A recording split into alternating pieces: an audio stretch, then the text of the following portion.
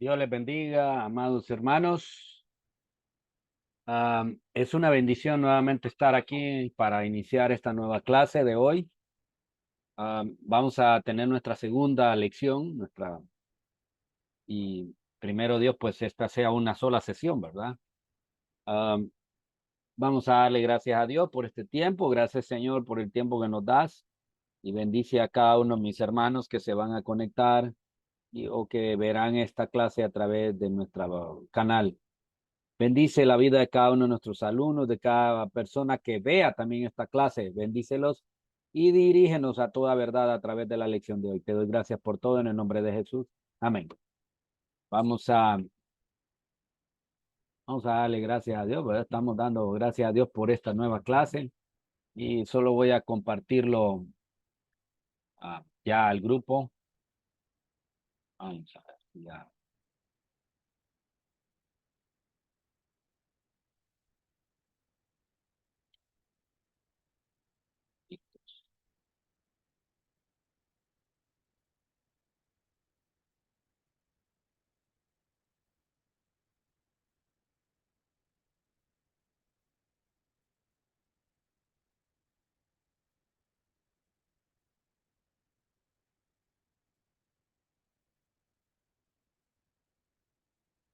Ok, pues vamos a darle, ya vamos a dar inicio y vamos a ver la lección de hoy. Vamos a ver la segunda parte ya de nuestro material. Ah, Hoy siempre recordando que nuestra clase trata acerca de la homilética.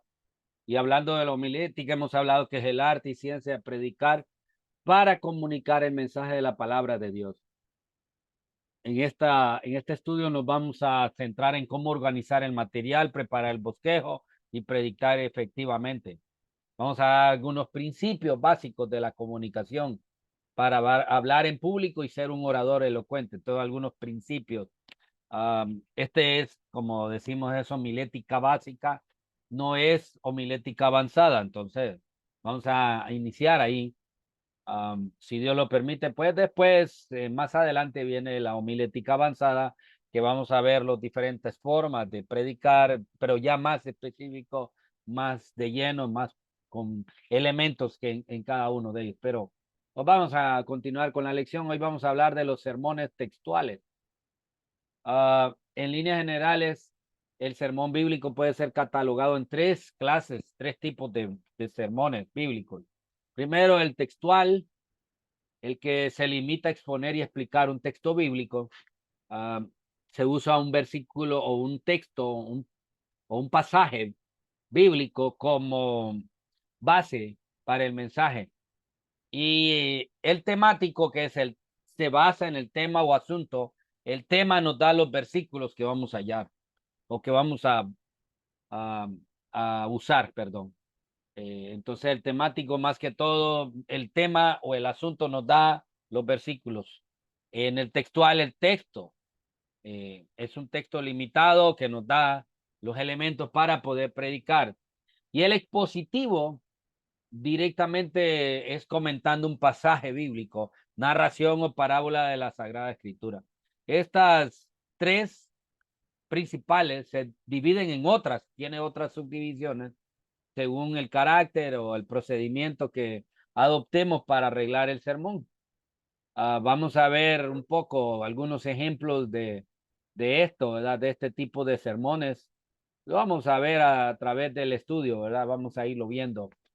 Ah, También vamos a hablar acerca del sermón textual, por eso estamos hablando del sermón textual directamente de ese sermón, porque primero es el sermón más fácil de desarrollar y también, eh, sobre todo, la forma simple o hilativa es la forma que es un poco más fácil para desarrollar. Ya hablamos del tema, cómo encontrar el tema, dónde encontrar el tema, eso fue la semana pasada. Hoy estamos centrándonos ya en lo que es el bosquejo, cómo hacer ese bosquejo, y hoy estamos hablando haciendo o desarrollando el esqueleto de nuestro bosquejo. Y para eso, pues hay diferentes formas de desarrollar el bosquejo. Ya dijimos que hay tres: textual, temático y expositivo. Y hoy vamos a hacer específicamente, ahorita vamos a hablar específicamente del sermón textual. Normalmente lo que se usa o lo común que se usa es, es basar un texto, un sermón cristiano, un sermón ah, de nuestras predicaciones sobre un texto bíblico. Este método es muy antiguo y uno de los más recomendables, porque el texto bíblico da autoridad divina al sermón. No tenemos que andar buscando un tema en específico para buscar los textos. Mira, el texto nos da más bien esa autoridad y nos da el desarrollo.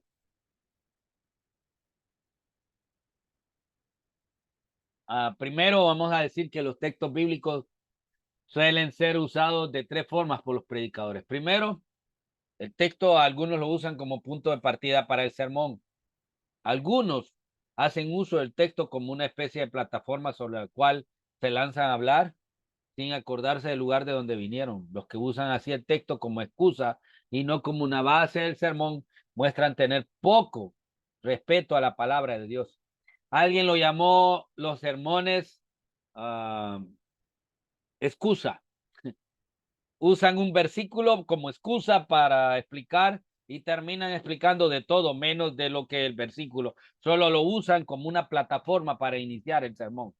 Y esta es una forma de que usan muchos predicadores de hoy en día, que pues lo único que muestran es la total falta de respeto a la palabra de Dios.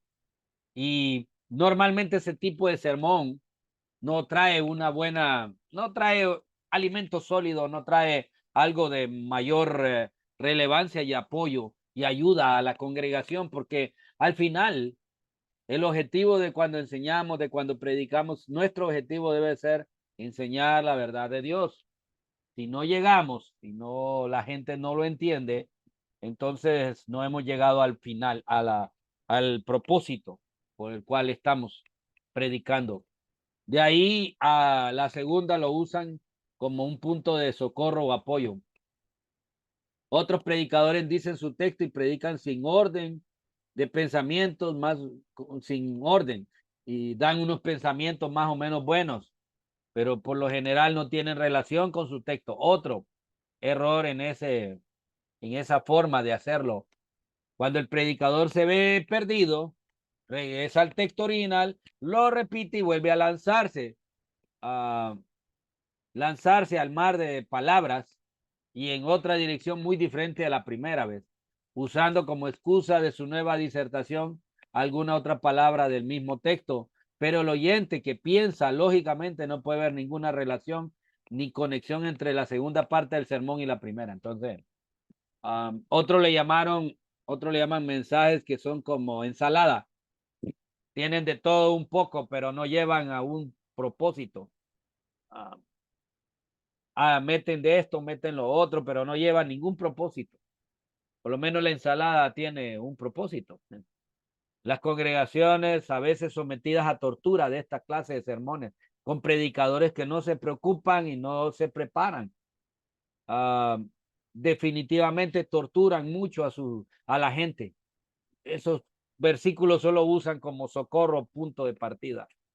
No, nunca tienen una idea clara de lo que se propone decir este predicador y le es muy difícil recordar otra cosa que sus frases sueltas del sermón. Entonces hacen mezcla de todo, pero ese versículo solo usan como punto de partida o punto de apoyo.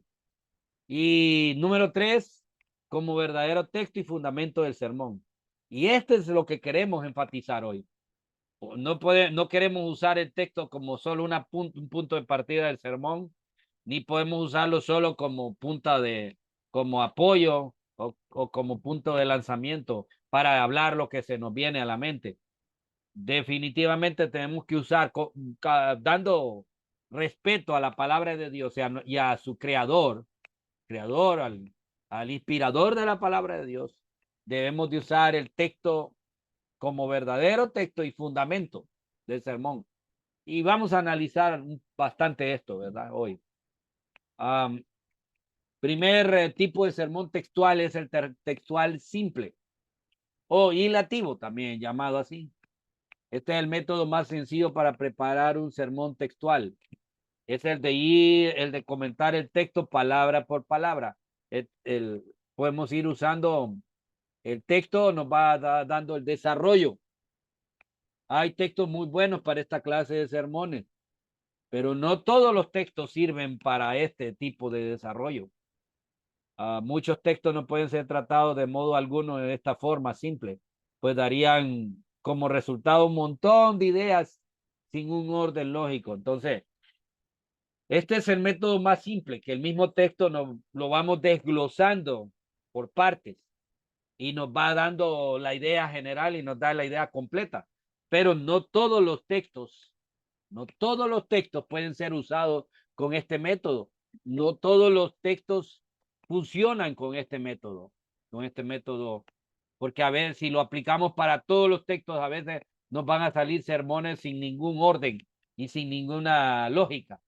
Entonces, hay que tener cuidado. Aquí hay ejemplos, ¿verdad?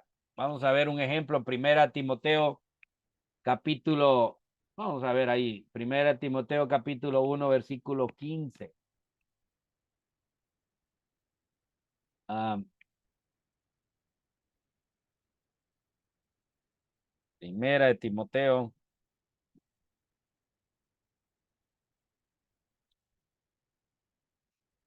Dice Primera de Timoteo 1:15. Vamos a verlo.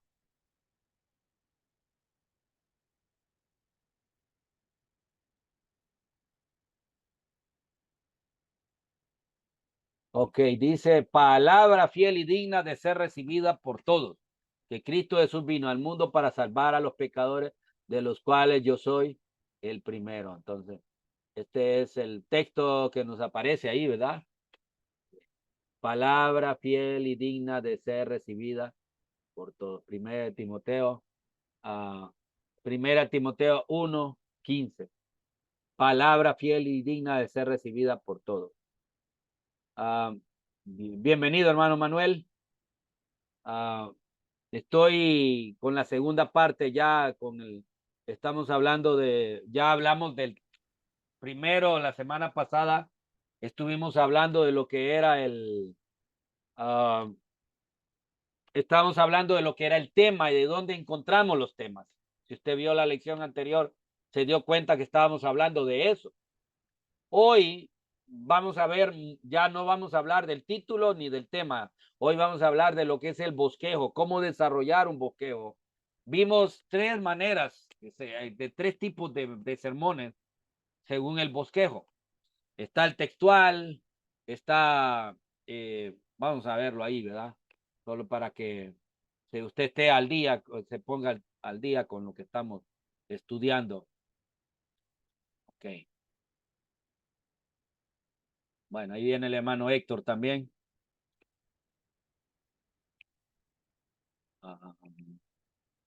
¿Se conectó el hermano Héctor al final? No se conectó, ¿verdad? Ok, vamos a continuar entonces. Vamos a, ahí se va a conectar hermano Héctor. Entonces estamos hablando un poco, ¿verdad? De lo que era, de los sermones. Dijimos que hay tres clases de sermones, el textual, el temático y el expositivo. Estuvimos hablando de eso, pero ahorita estamos iniciando con la primera forma, con el primera clase de sermón, que es el sermón textual. Dijimos que es el sermón más simple porque el texto, nos limitamos al texto, el texto nos limita el sermón. Entonces, es lo que estamos hablando. Vimos los errores que se pueden cometer. Estaba hablando de los errores que se pueden cometer al desarrollar un sermón de una manera textual. Ya dijimos que algunos cometen el error de usar el texto como un punto de partida y como una plataforma y se lanzan y después se olvidan del lugar de donde vinieron y usan como una excusa, el texto excusa, o un sermón excusa, y no lo usan como base del sermón, sino como una excusa, y eso muestra poco respeto a la palabra de Dios. También vimos que algunos lo usan como punto de socorro y apoyo, usan el texto para hablar sobre ese tema, pero después se salen del tema y de repente se pierden en otros temas y vuelven a ese punto, al texto otra vez para recordar lo que están hablando, pero después vuelven a hablar a otras cosas y se salen del tema. Y esto también muestra falta de respeto a la palabra de Dios y a la gente que nos está escuchando. Por eso estamos hablando de esos errores. Y el verdadero forma de predicar textualmente es usando el texto verdaderamente como un fundamento del sermón. Y estamos viendo la forma más simple. Primero, en el sermón textual está el sermón textual simple. Y el texto nos limita, el texto nos va dando los puntos de los cuales vamos a predicar o de los cuales vamos a hacer el bosquejo. Y ya dijimos que no todos los textos se pueden usar con ese método, no todos los textos. Hay textos que si usamos este método textual simple, lo que nos va a hacer es un desorden, no va a tener lógica, no va a tener un orden lógico. Y no todos los textos se pueden predicar con este método, con un sermón textual simple o hilativo. No. Y aquí vamos a ver un poco de unos ejemplos, ¿verdad? Ya iba a entrar a esa parte, que es el ejemplo de un sermón textual simple. Estábamos, bueno, mirando en el libro de 1 Timoteo 1:15, dice, palabra fiel y digna de ser recibida por todos, que Cristo Jesús vino al mundo para salvar a los pecadores, de los cuales yo soy el primero. Entonces, esa es el texto base. Entonces, ya dijimos que en los textuales el texto nos limita y nos habla de que o nos limita lo que vamos a predicar en el textual. Y entonces dice, el fiel mensaje, podía tener un título de esa manera, fiel mensaje o noticia sin igual, y usted puede desarrollarlo diciendo, primero en la introducción, la necesidad de verdad que tiene el mundo, el mundo necesita escuchar la verdad, y tienen tantas disque verdades que realmente necesitan oír la realidad o lo que es verdadero, no la falsedad de este mundo. Afortunadamente hay un mensaje de parte de Dios que puede con razón ser llamado primero, palabra fiel. Entonces, ahí expone usted los motivos por los cuales podemos creer en la fidelidad de la palabra, con una enseñanza inigualable, profecías cumplidas, fidelidad y la pericia o el testimonio de los primeros presentadores de la palabra de Dios en el cristianismo. De ahí, número 2, el segundo punto sería digno de ser recibido a todos.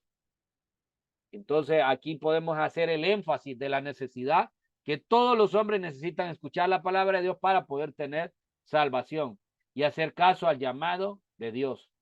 Entonces, esto es un ejemplo de un sermón textual y simple.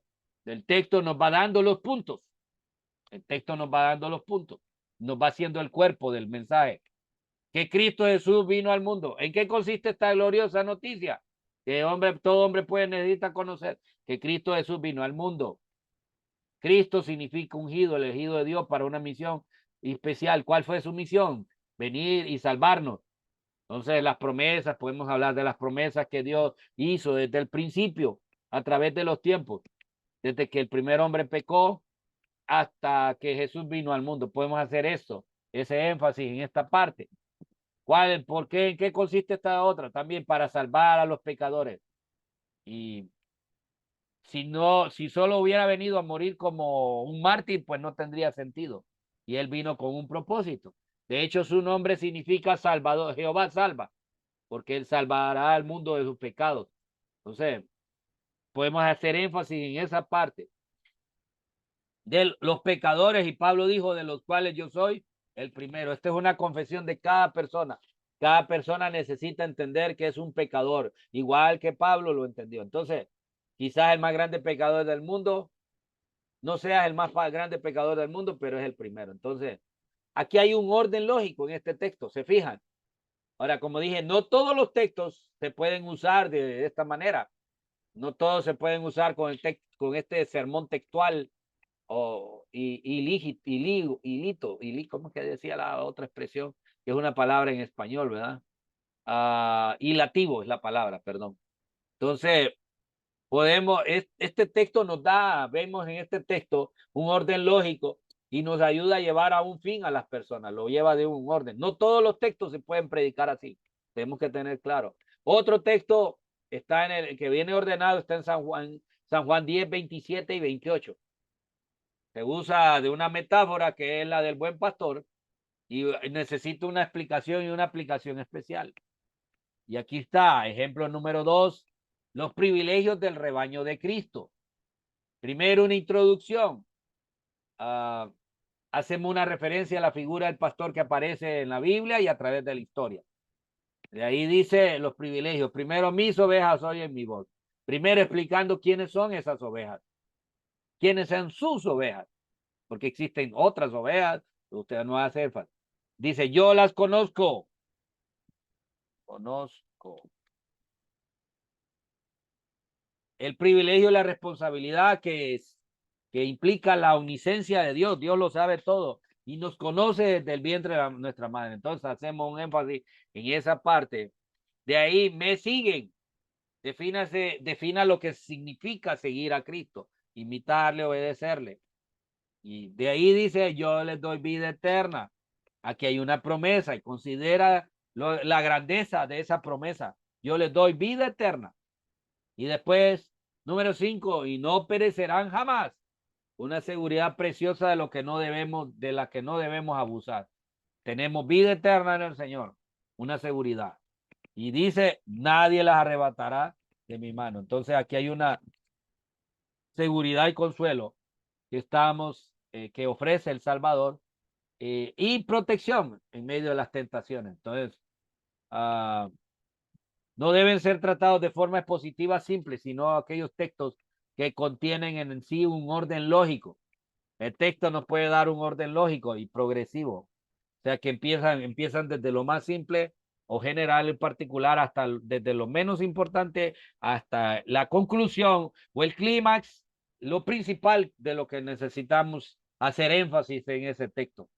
También San Juan 3:16 y Lucas 19:10 hay un orden del mismo tipo, porque de tal manera amó Dios al mundo.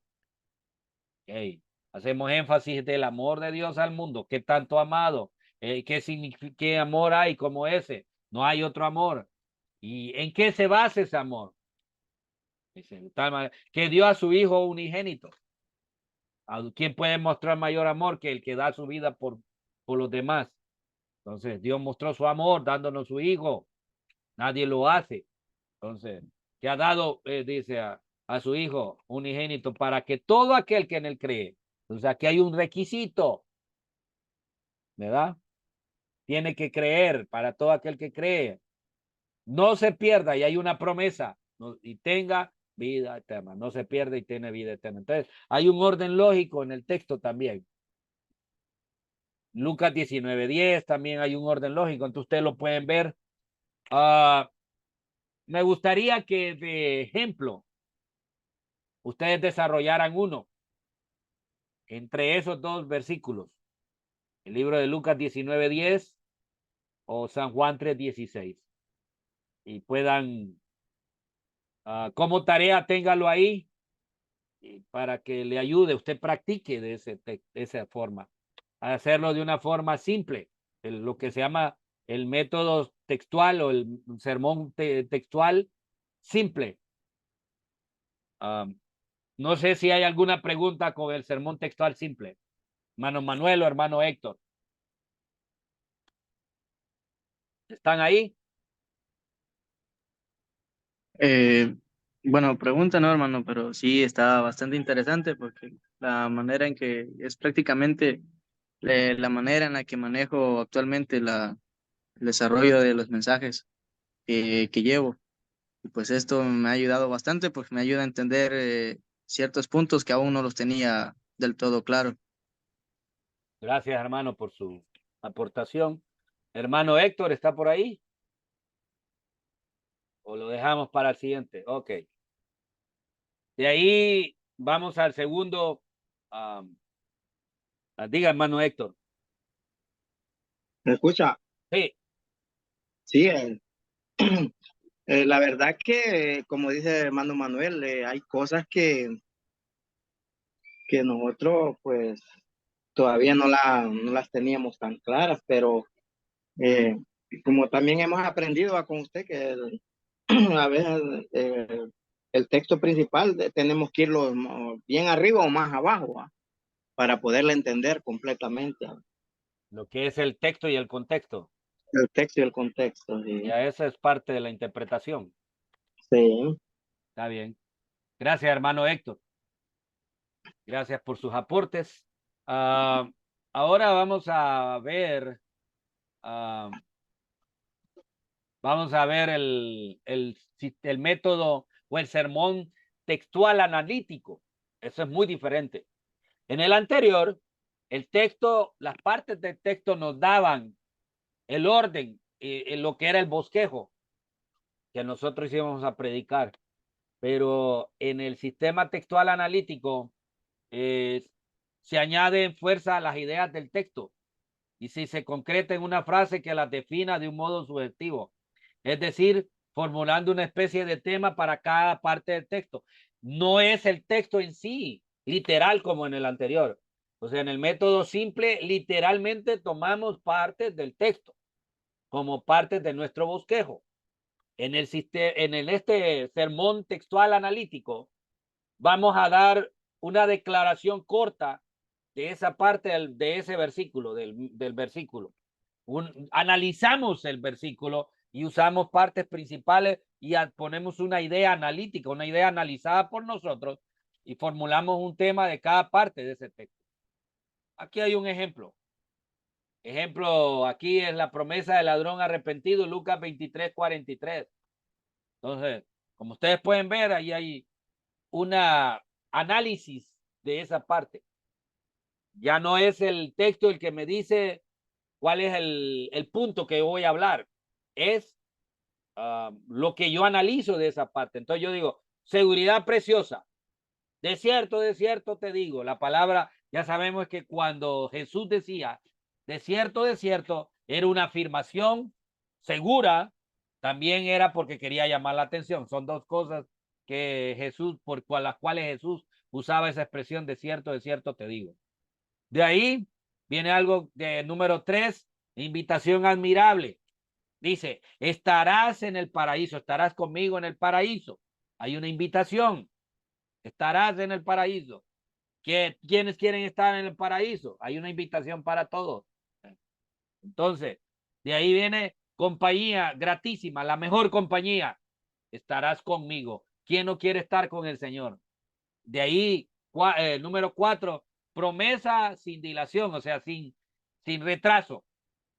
Estarás hoy. Acuérdense que este material fue escrito por un español, entonces a veces usa español un poco más fuerte, ¿verdad? Que a veces no lo entendemos. Entonces, promesa sin retraso. Es una promesa actual, una promesa real. Estarás hoy, le dijo, hoy estarás conmigo. Entonces, en este método de hacer bosquejo, se da preeminencia, o sea, más bien al pensamiento que a las palabras del texto. O sea que por eso se llama analítico, porque usted tiene un análisis de pensamiento. Ya no agarra el texto literalmente como en el texto simple, en el método textual simple.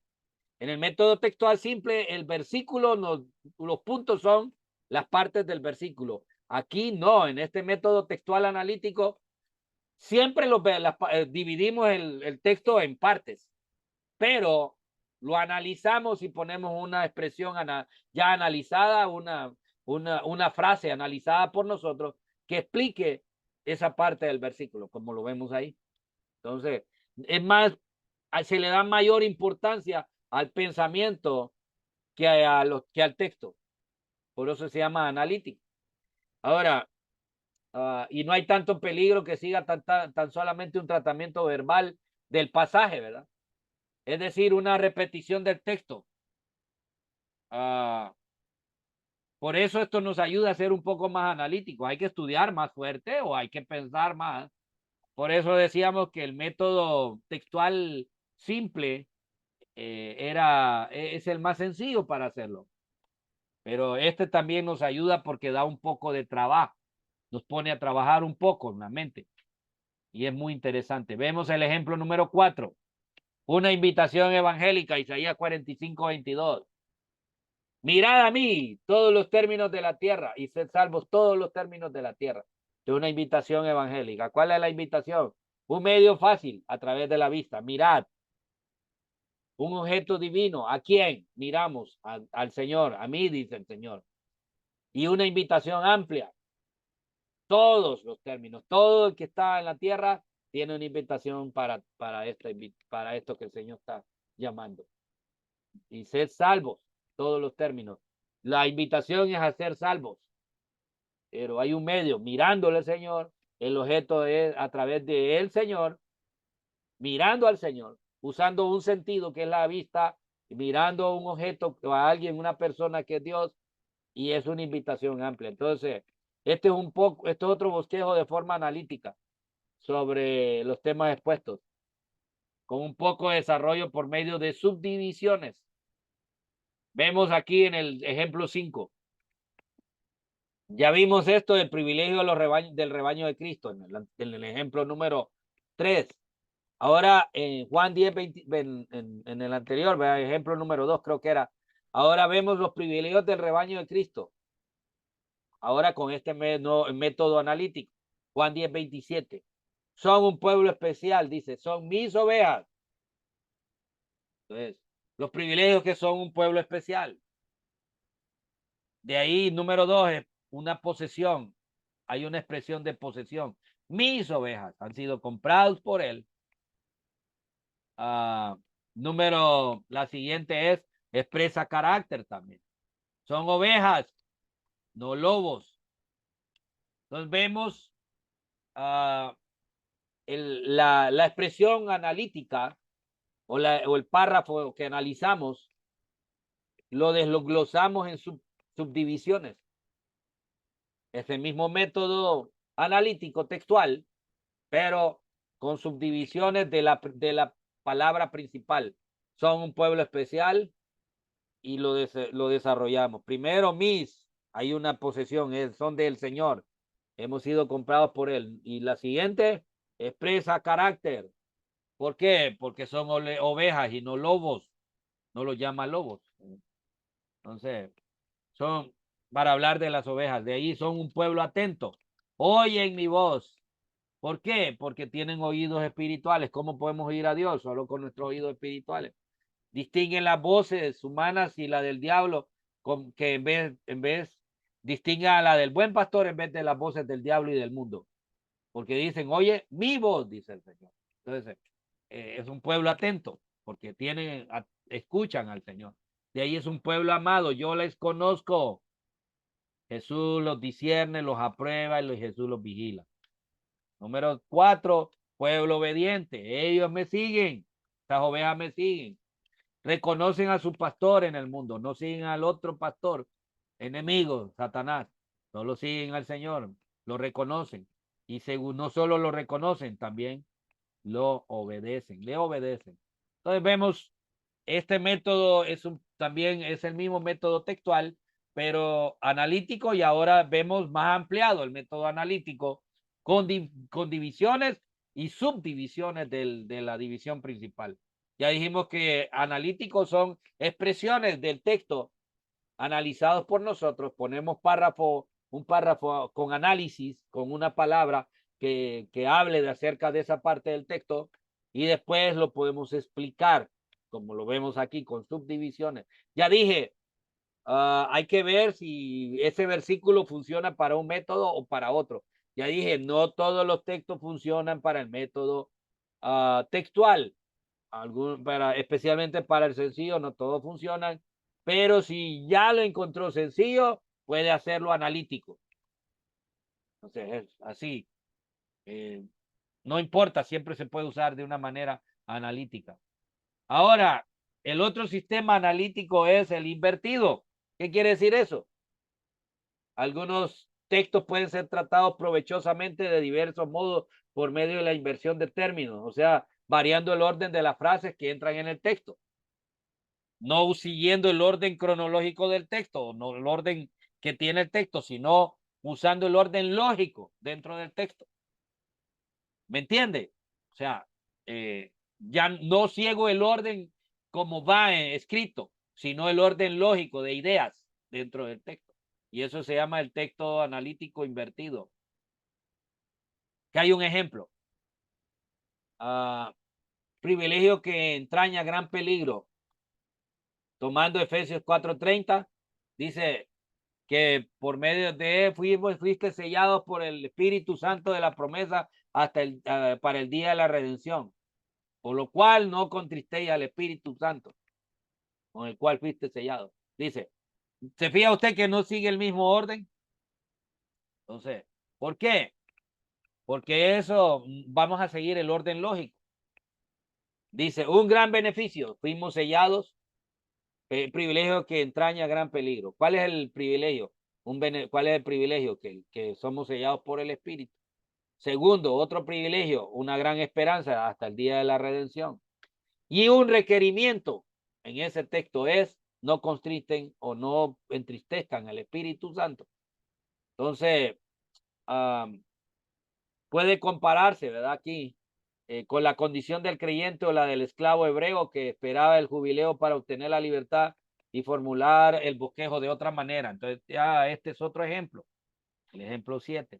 En el ejemplo 6, vimos, vimos el texto invertido, se llama invertido porque se siguió otro orden. Voy a poner otro caso. Hay un caso aquí, ¿verdad? Santiago 4:7. Búsquenlo ahí en su Biblia. Dice, someteos pues a Dios, resistid al diablo y huirá de vosotros. A veces yo he predicado ese mensaje de una manera invertida. Uso el orden invertido. Porque hay un final, una conclusión final. Primero, huirá de vosotros. ¿Quién va a huir de nosotros? El diablo, ¿verdad? Entonces, queremos que el diablo no nos tiente, que no esté cerca de nosotros. Es la intención. Queremos eso todo. Pero ¿cómo podemos hacerlo? Primero, el texto nos dice que resistiendo al diablo. ¿Qué significa resistir? Es luchando contra él, batallando, no darle lugar, no darle que él gane ventaja, no luchando contra él. Ahora, ¿cómo podemos resistirle? ¿En nuestras propias fuerzas? ¿O haciendo las cosas a nuestra manera? No, solo sometiéndonos pues a Dios. Entonces, esto es otro método textual analítico, invertido. Uso el texto de una manera invertida para llevar hacia un fin. ¿Me entiende cómo se usa el método textual invertido, ¿verdad? Analítico invertido. Aquí hay otro ejemplo. Privilegio que entraña gran peligro. El texto que estábamos viendo, ¿verdad? Este mismo texto. Un gran acontecimiento futuro, el día de la redención, el día en que vendrá Cristo por nosotros. Un privilegio presente. Estamos sellados, seas escogidos. Estamos escritos en su libro de la vida para el día de gran libertad. Un gran requerimiento, no contristéis al espíritu, nos haríamos indignos de tal gloriosa esperanza si viviéramos mundanalmente. Entonces, en ambos bosquejos hay un progreso de pensamiento hacia el objeto primordial del texto. Queremos llevar a un clímax de idea. Empezamos de una palabra simples hasta un objetivo donde la persona entienda cuál es el significado. Ya sabemos que para entender eso, para hacia dónde nos lleva, tenemos que encontrar la idea principal del texto. Y en este texto es no constristar al Espíritu Santo, esa es la idea principal. Entonces, cuando es la idea principal en un método textual invertido, la idea principal va a ser nuestro clímax, hacia donde queremos llevar. Y para llevar a eso tenemos que llevar un proceso para que llevemos hasta la conclusión, que es el mensaje principal que queremos dejar en el corazón de las personas. Entonces, hay un progreso de pensamiento hacia el objeto primordial del texto, que es exhortar a los creyentes a vivir a una altura de nuestra soberana vocación. Entonces, esto nos ayuda mucho en este sistema, este método analítico invertido. Ahora, no hay solo ese método en el sistema textual analítico invertido. Ahora vamos a ver el sistema textual analítico expositivo. O sea, hay muchas maneras de predicar, como se pueden ver ustedes, como pueden fijarse ustedes. Hay muchas maneras de desarrollar un bosquejo, no solo hay una manera.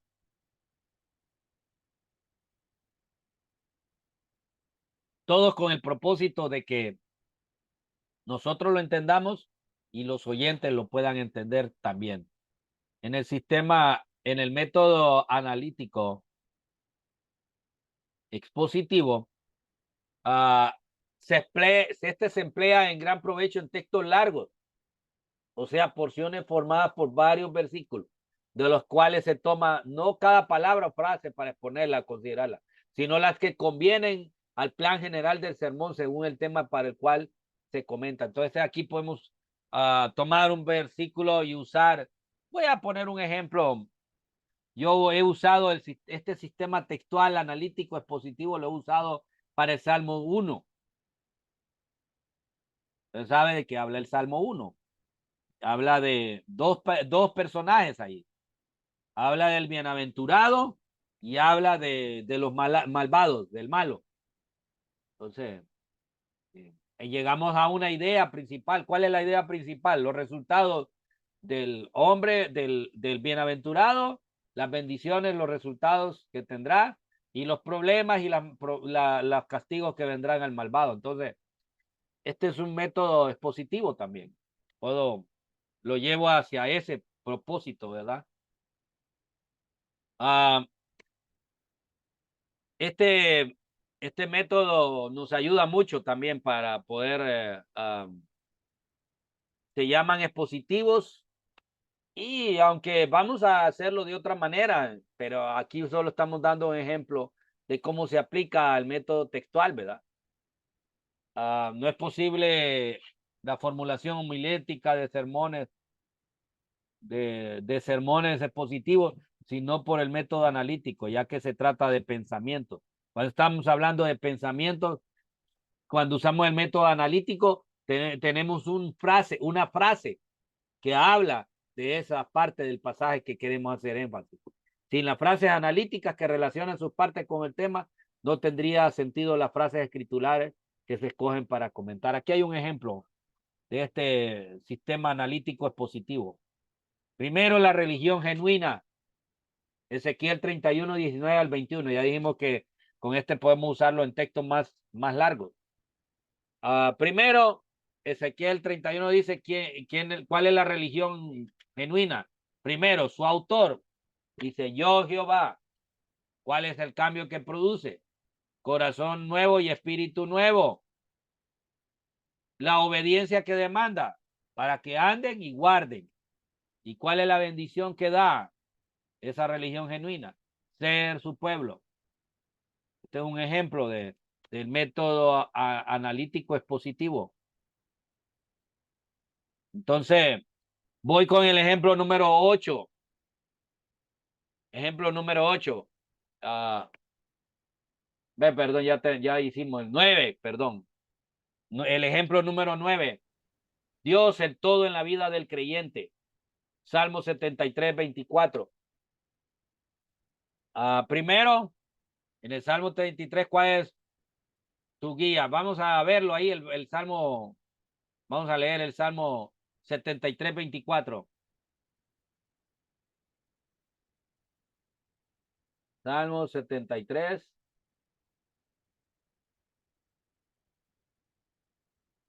73, 24. Me ha guiado según tu consejo, y después me recibirás en gloria.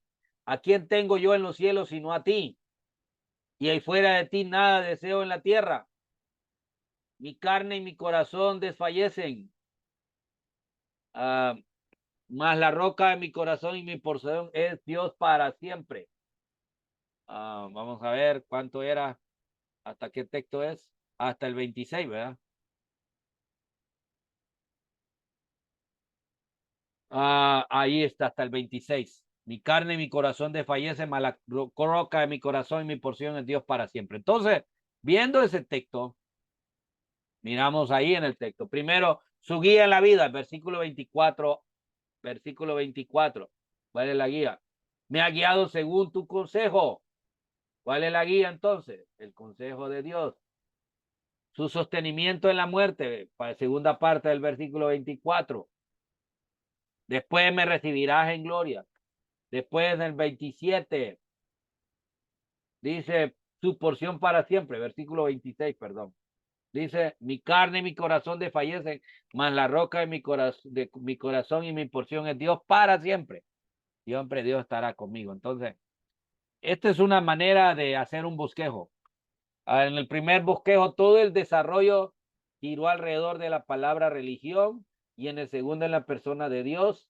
Y esta es la ventaja de tener un tema que nos une y da cohesión al sermón. Dios, el todo en la vida del creyente. En ambas porciones bíblicas hay muchas palabras y frases interesantes que tientan al expositor a comentarlas, pero para que el discurso siga un plan deben de tomarse solamente aquellas que tienen relación con el tema y desarrollarlas con suficiente extensión para que el conjunto forme un sermón interesante. Entonces, es interesante eso también, ¿verdad? Cómo nos da cohesión en todo esto.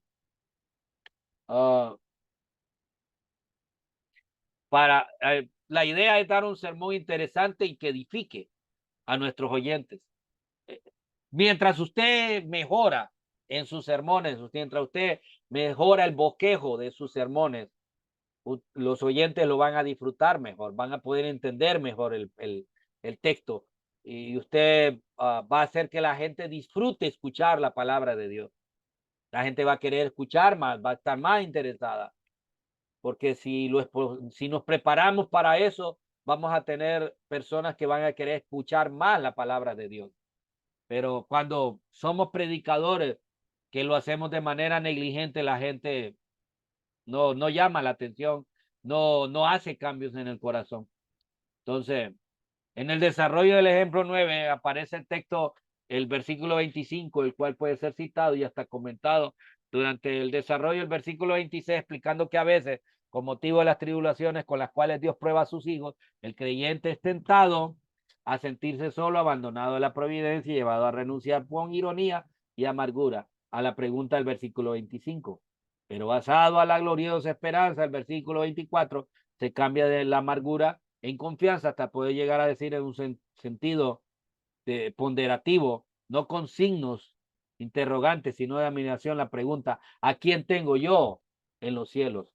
Este cambio de interrogante a admirativo está basado en el poder y sabiduría de Dios. Entonces, aquí podemos explicar esto, ¿verdad? Aquí nos da un poco la explicación. Y aquí ya vamos a ir quedándonos ahí porque pues vamos a ir quedando ahí porque ya el tiempo se nos está acabando. Sin darme cuenta se fue hora y 15 ya, ¿verdad? Vamos a dejar ahí ahorita y yo no sé si hay preguntas o comentarios. Hermano César acaba de llegar, yo sé que está un poco más complicado para él, pero espero que hayan visto la lección 1 en la clase. Pido disculpas, ¿verdad? Porque tuve, tuve varias salidas este mes y entonces no podía, ¿verdad? No podía por eso. Pero gracias a Dios ya estamos listos. Ajá. Ya estamos listos y estamos ya en la lección número 2. Espero que pongan al día. Este es un material, este es un libro escrito por Samuel Vila. es Homilética Básica. Es un libro que ha sido de base por mucho tiempo para muchos seminarios. Ha sido un libro que ha sido usado para muchos seminarios y especialmente de homilética y ha ayudado mucho. Da a entender mejor cómo hacer un bosquejo, cómo prepararse y cómo poder presentar de una manera más, de una mejor manera el mensaje a nuestros oyentes. Entonces, que Dios nos ayude en ese proceso, ¿verdad? Porque esa es la intención, eso es lo que deseamos al hacer esto. Queremos que las personas puedan entender mejor la palabra de Dios. No sé, vamos a quedarnos aquí porque el tiempo se me ha ido. No sé si hay preguntas. Podemos, podemos tener otros 15 minutos más para terminar un poco, ¿verdad? Poder avanzar más, pero es bastante, no quiero tampoco quedarme a medias con algo. No me gustaría.